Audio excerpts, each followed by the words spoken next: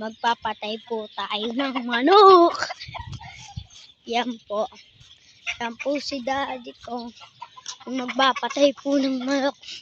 Sobra po rami yan. So yan guys. Magpapatay sila ng manok o kahit ano. Ayan po si daddy ko. Magpapatay po siya ng manok. Yan na. Yan na. Yan guys. Yan na guys.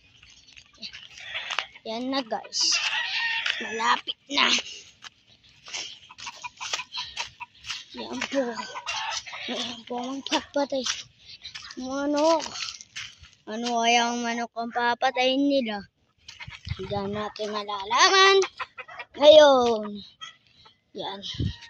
Anong papatayin mo manok daddy? Saan banda?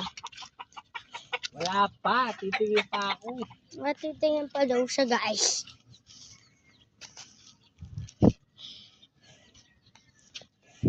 Titingin pa ako lang yun. Pwede putulin na. Ganito. Yan. Yan po pala yung daddy ko. Yan po. Abangan nyo na lang po sa part 2. Bye-bye! Bye-bye!